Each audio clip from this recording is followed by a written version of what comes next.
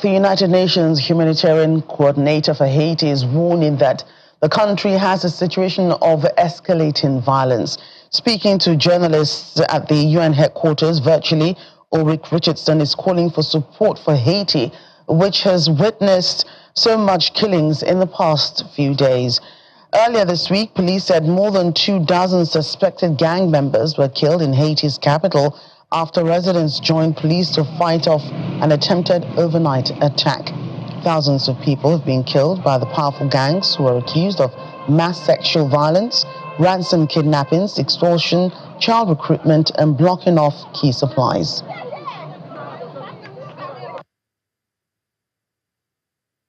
In Haiti, we have a situation of escalating violence. In fact, ever since coinciding actually with the installation of the new prime minister on the 11th of November, you will recall that the airport was closed down as a result of gangs shooting at incoming airplanes, and so that of course was a very critical moment for Haiti, but also to say that since then the gangs have escalated in terms of violence. We have seen over the past few days really increased in terms of killings and lynching on part of the armed gangs, and you will also have seen the SG's expression of concern yesterday of the increasing violence as we see gangs gaining actually territory within the capital. We have very critical situations on the ground. We have increasing and very steep humanitarian needs. This is already people who live, many populations who live under very, very tough living conditions. And the situation by day is deteriorating. And that means women who've been victims of sexual violence, but also children who are now again yet facing school closure, really need the assistance very urgently. And so again, our plea for solidarity with Haiti during this very dire moment. Police is struggling to respond. We salute their courage, and also, of course, the MSS, the multinational support mission that is present in Haiti, that is backing up the police. However, these efforts are not sufficient, and again, we reiterate and the SG's call to continue support the multinational support mission to be able to respond really to the critical situation on the ground. Let's bring in national security law and foreign relations experts, Joanna LeBlanc. She joins us from Washington. Great to have you on the show today. Thank you for having me. It's always a pleasure. Right. So what do you make of this spiraling gang violence in Haiti, which has left thousands killed and more than 700,000 internally displaced? Many wonder what has been the primary drivers of the current source in the violence. Is it the economic downturn, political, or even external factors? I think it's a multitude of reasons why Haiti is where it's at currently. One of them is certainly failed leadership in the country. We saw that just recently. Prime Minister Ariel Henry was removed and replaced by another prime minister because the country did not have enough. They didn't believe that he could actually address the crisis adequately. So one, we have a leadership issue. Secondly, the institutions of the country must be strengthened. And I'm talking about, in particular, the defense institutions of the country. Haiti has a Haitian National Police, which is not enough to address the gang violence. I mean, corruption runs rampant within the Haitian National Police. So you need additional force. And you also need the technology to ensure proper vetting of some of these officers before they are recruited. Now, what happened with the Haitian National Police is that during the Aristide era, because of human rights violations by the Haitian army, it was sanctioned and ultimately disbanded. It was sanctioned by the United States and ultimately disbanded. But there was a new army created to address internal threats in the country, as well as to address natural disasters in the country. But because the Leahy Law was invoked, as a result, no U.S. funding could be used for the purpose of the Haitian army. So I think it's time for the United States government to lift that ban so that the Haitian army can receive the resource that it needs in order to work with the Haitian National Police to address the insecurity crisis in the country. And several months ago, the gangs had called for former Prime Minister Ariel Henry to step down, forcing him to resign. Former Prime Minister Gary Conille was also fired by the ruling council less than 6 months after he took office. What's in stake for the new Prime Minister, who has pleaded or pledged to improve security in the country? Well, it's certainly not going to be easy. And initially, the goal was to have Prime Minister Gary Conille to address the insecurity crisis so that the country could organize free, fair, transparent, and inclusive elections in November of 2025, and with the hope of having a new president, a new cabinet, as well as a new parliament installed, confirmed by February 2026. But because there has not been much improvement in the security crisis in Haiti right now, it puts the country back. So the idea of organizing elections in 2025, I think that's probably not going to happen. We're looking at possibly maybe 2026 to organize elections, perhaps. But also, too, you have the MSS mission that is being led by the Republic of Kenya under the leadership of President William Ruto that has been severely underfunded. In fact, we just learned recently that President Ruto has had to use the funding of taxpayers of Kenya to fund this mission because the countries that had committed to support financially to support the mission have not done so. So I think it's time for the international community and those who said they were going to support the mission to provide the adequate funding. But I think beyond that, I think there's going to be a shift from this mission being led by Kenya. I think the United Nations is going to take over at some point, and they're going to impose a peacekeeping mission in the country like they have done before. But what I will say is that the Haitian people are not in support of any sort of peacekeeping mission by the United Nations because of previous human rights abuses by peacekeeping officers in the country. And let's take a look at the humanitarian impact of this conflict. Are there fears that these mass displacements we're witnessing could further aggravate the already dire food insecurity, further plunging the country into an acute level of famine? Absolutely. I mean, more than 600,000 Haitians have been displaced. There aren't jobs in the country at this time. And I've said this on your show before. Haiti is faced with a multitude of crises simultaneously. It's a governance issue. It's an insecurity issue. It's a humanitarian issue, right? And it's also an economic issue, which all have to be addressed in tandem in order to really achieve success. And that's why I think it's going to be incredibly difficult for the new prime minister. But however, if there is political will by the Haitian leadership and by the international community, the issue could be resolved. And I've also said this on your show. The difference between the insecurity crisis we see in Haiti and what we see in other parts of the world, in particular places like the Middle East, is that it is not driven by an ideology, right? So therefore, if provided with the appropriate measures, if the people of the country are provided with the adequate resources, then it becomes a bit more difficult for the gangs to attract some of these young people to join. But also, too, you're talking about a country that does not manufacture weapons. And we know where these weapons are coming from. They're coming from different parts of the world. In fact, there was a report that came out today that shows that some of these weapons are also coming from the Dominican Republic, where a colonel was selling some of these weapons and ammunitions to Haitian gang members, as well as some of the political elites. And the colonel was arrested, and certain actions was taken by the Dominican Republic government. So the international community has to do its part. It is necessary. And also the leadership in Haiti must step up and do what is right by the people of Haiti. Do you think, at this point, the international community is ready, to do its part? You said earlier that the police from Kenya that had wanted to come, they're not being funded as they had hoped, so it might take a while longer. You also mentioned that the United Nations might step in to bring in a peacekeeping force, which the people do not want. So how do you see this playing out? Do you think the UN will linger on for much longer to see who else will step in?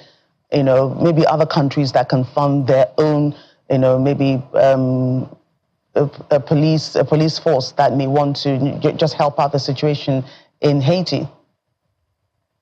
We have to take into consideration that politics will also play a role in this.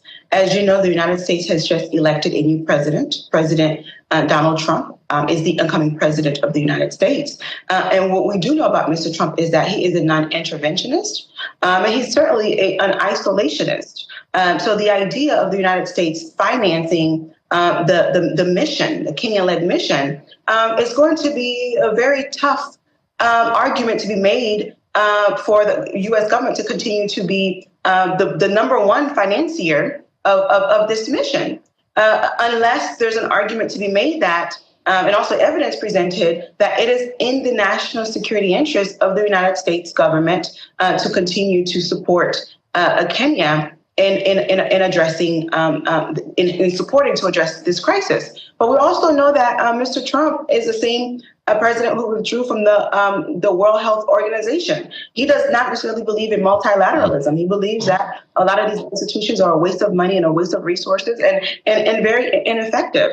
So that's definitely going to play a major role. So there's going to need to be evidence presented that Haiti could be used by bad actors from different parts of the world to get to the United States to commit horrendous acts. So that's one. So I just think that, like I've said on this show before, the situation is incredibly dire. But if there is political will, if there is good leadership, I think the issue could be addressed, because it's not driven by an ideology. It's not, and I think that is very important for people to understand. Right, Joanna, thanks for your time. Thank you so much. Away from Haiti, the United States has rejected a decision by the International Criminal Court to issue arrest warrants for Israeli Prime Minister Benjamin Netanyahu and his former defense chief. White House Press Secretary Karine Jean-Pierre said in a regular briefing that the U.S. is deeply concerned by the prosecutor's rush to seek these arrest warrants. Also, U.S. President Joe Biden called the ICC war crimes arrest warrant for the Israeli Prime Minister outrageous. The ICC also issued a warrant for Hamas commander Mohammed Deif, who Israel says was killed in July. Meanwhile, Europe and the U.S. are split in their response to the warrant, with several European countries saying they respect the ICC decisions. The British government said it respected the independence of the court. And politics in the United States, President-elect Donald Trump has nominated veteran prosecutor Pam Bondi as his new pick for Attorney General, moving swiftly to replace his former nominee, Matt Gaetz, after he withdrew his name from consideration. Ms. Bondi has a long track record in law enforcement and previously served as Florida's Attorney General. She also served on Mr. Trump's Opioid and Drug Abuse Commission, and more recently, she has headed the legal arm of the America First Policy Institute. In a social media post announcing his choice, Mr. Trump said Pam was a prosecutor for nearly 20 years, where she was very tough on violent criminals and made the streets safe for Florida families. He adds that she will refocus the Department of Justice to its intended purpose of fighting crime and making America safe again. Elsewhere now, a second Australian teenager has died of suspected methanol poisoning, bringing the number of foreign tourist deaths to 6 in the popular town of Laos. According to the Australian Foreign Ministry, 19-year-old Holly Bowles died in Bangkok Hospital in neighboring Thailand, where she had been evacuated for emergency treatment. Her friend also died on Thursday in another Thai hospital. Altogether, 6 tourists, 2 Danish citizens, 2 Australians, a Briton and an American have died after visiting the town of Vang Vieng in Laos. However, authorities are gathering evidence and witness accounts following the foreigners' deaths.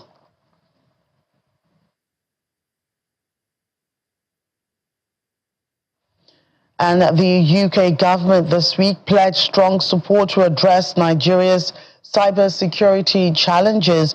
Country Director for the UK's Department for Business and Trade in Nigeria, Mark Smithson, says Britain is uniquely placed to partner with Nigeria to raise awareness and tackle emergency threats and cybersecurity challenges affecting the two countries. Now, the burning question is, how exactly does the UK government actually intend to achieve this? Let's bring in political analyst Nathaniel Oguni, who joins us from London. Great to have you on the show once again, Nathaniel. Good afternoon.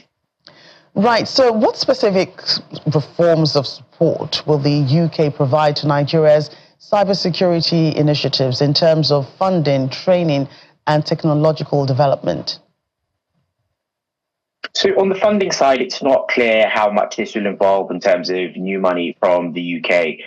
I think what is clear is the role that the UK National Cybersecurity Centre will have in this. And so we've seen this model elsewhere where similar bodies in the US have gone into other countries to work with their in-country cybersecurity teams to provide training, both to national cybersecurity experts as well as to the private sector. And so I think we expect that that model will be followed here. And help us understand what is at stake here and how this is expected to play out in the coming days. How will success be measured? So I think from the UK side, a key part of success would involve seeing British firms having export opportunities to Nigeria. I think the UK side has a few different aims. Firstly, in terms of export opportunities. Secondly, in terms of increased security on the Nigerian side, I think there has been some concern in the past that with cybersecurity, even if you have strong defenses in place in one country, if they're weak elsewhere, then that can easily be used as an avenue to get through. And so I think it's part of the wider global resilience effort. I think the UK is now trying to take more of a global lead in tech and AI issues. So, for instance, under the Conservative government, we saw the UK hosting the first AI Safety Summit last year. That was hosted by Rishi Sunak as Prime Minister. That was an initiative that was very close to his heart personally. When you look at what has happened since then, there have been summits in South Korea. There was a summit in the United States in San Francisco earlier this week, and the British Tech Secretary attended that. So it's part of the UK's initiative to show some global influence and show some global leadership, as well as, of course, looking after domestic economic interests. And many also wonder, Nat, how will this partnership impact regional cybersecurity efforts in West Africa, and how might this collaboration influence other international partnerships or initiatives in cybersecurity? So I think the Nigeria partnership is the first of many. When you crack the Nigerian market, if you have a product that works, if you have a method of doing these things that works, that means you can replicate that elsewhere. And so I think the Nigerian partnership is the first of many. I think you will see that expanded to smaller other developing nations in the coming years. Do you foresee any challenges, and how can they be addressed? So I suppose we are in the early days, and so it will be interesting to see what the final allocations for this scheme are in terms of funding, in terms of human resources, how long exactly the UK intend this program to last. All of that stuff is not yet fully clear. But I think the lasting impact, I think, is the most important question. To what extent does this lead to greater cybersecurity for the private sector? And so that includes those who are often at risk of financial scams, including banks. But then to what extent does that protect the public sector too, who often have access to large volumes of information, whether that's a criminal database or a passport one? Nathaniel, thanks again for your time. Thank you. I have a smile on my face as sharing news is coming out of the COP29 summit in Baku, the Azerbaijan capital, where a new deal on climate change has just been proposed. The deal proposes wealthier countries give $250 billion per year by 2035 to developing nations to help tackle climate change. The COP29 president, Mukhtar Babayev, says it will work to secure the highest ambition outcome possible, describing the new draft text as a balanced and streamlined package of measures. He urged all parties to continue working together to pave the way towards a consensus. And the junta in Mali has appointed a new prime minister from within its military ranks a day after dismissing the civilian prime minister who had openly criticized the regime. The appointment further consolidates power in the hands of the military, which has governed Mali since seizing power in the 2020 coup, followed by a second coup in 2021. On Wednesday, civilian Prime Minister Choguel Maïga was removed from office after criticizing the junta for delaying the presidential election originally scheduled for 2024. His dismissal was announced in a presidential decree issued by General Assimi Goïta, Mali's military leader, and read on the state's broadcaster, or RTM. On Thursday, General Abdoulaye Maïga, who is not related to the former prime minister, was named as his replacement. The appointment places all three branches of Mali's transitional government, the presidency, the National Transitional Council, acting as the legislative body, and the prime minister's office firmly under military control. The International Day for the Elimination of Violence Against Women is celebrated every November 25. Globally, almost 1 in 3 women have been subjected to physical or sexual intimate partner violence, non-partner sexual violence, or both at least once in their life. This year's campaign draws awareness to end violence against women, as every 10 minutes a woman is killed. According to the latest figures from Germany's federal police, there's been a marked increase in violence against women and girls in the country. Well, joining us with more on that is DW correspondent Chiponda Chimbalu in Berlin for us. Chiponda, great to see you again today. What do these figures show?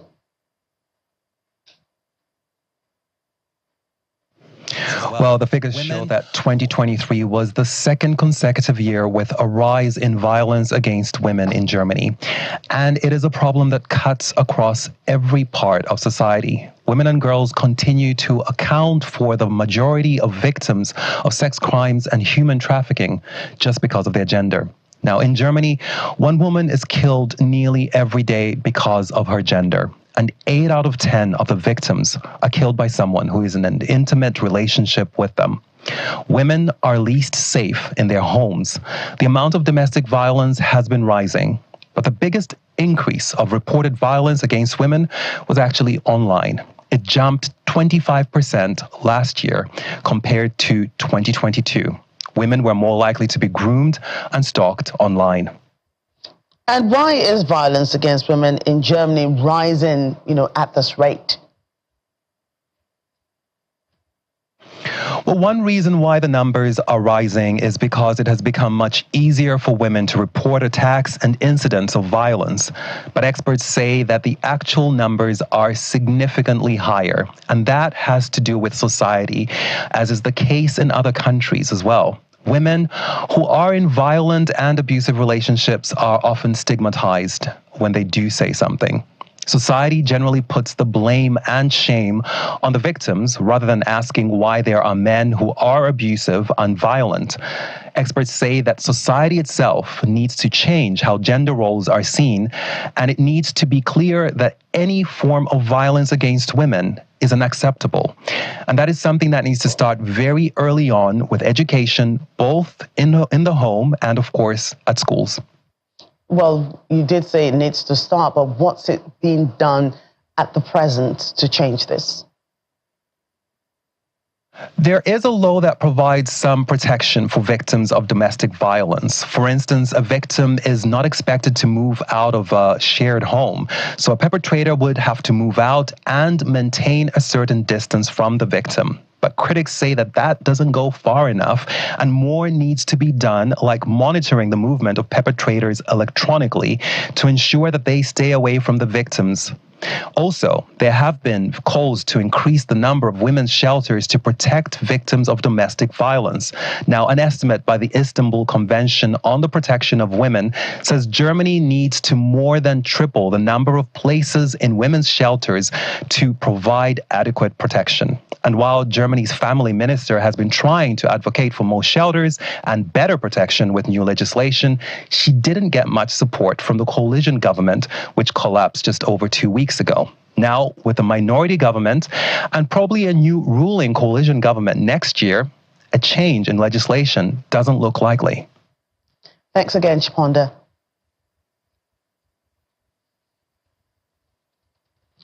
South Africa continues to be one of the world's most unequal countries, with a stark income disparity and an economy that fails to be inclusive for all economic participants. The economy is highly concentrated in many sectors, with significant barriers to entry for micro, small and medium enterprises. Could the township economy hold the key to addressing the country's high unemployment rate? Our South Africa correspondent, Innocent Samosa, has more on that. In South Africa, approximately 40% of the working age population and 60% of the country's unemployed reside in townships. The apartheid planning system resulted in townships.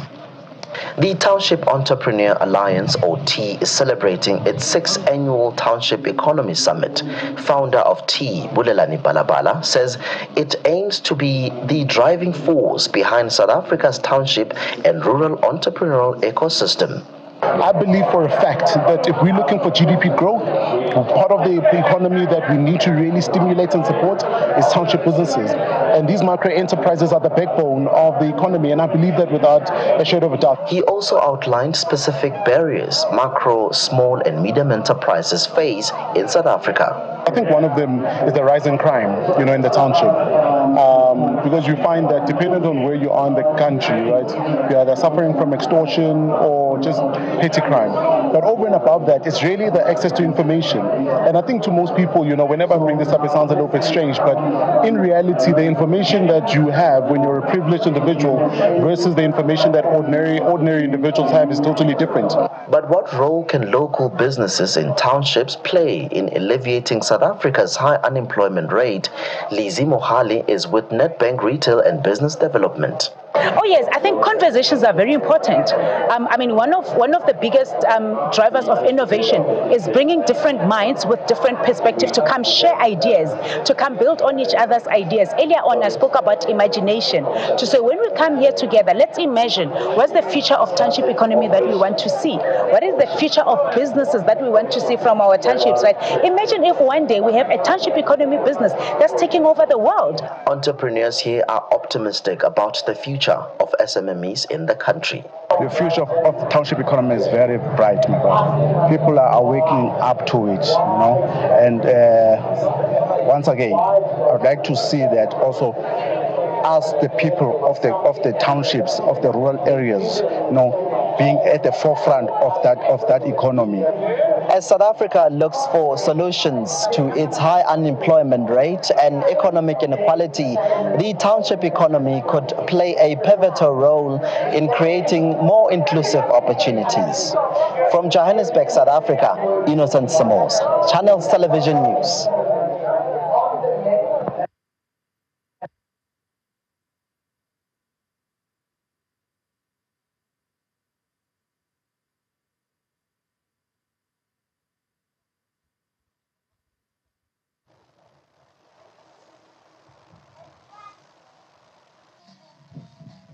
And finally, on the program, a house in the German state of Bavaria is standing out as its homeowner, Oliver Schotz, created a stunning Christmas-themed display featuring over 60,000 LED lights. The vibrant colors from the lights illuminated the whole neighborhood. He also displayed several seasonal decorations over his property, including a Santa Claus riding his sleigh. Mr. Schott said that he began decorating his room with Christmas lights ever since he was young, eventually expanding to a whole house over the years. He says the solar-powered lights will be on display up until Christmas Day and will continue till January 6, 2025.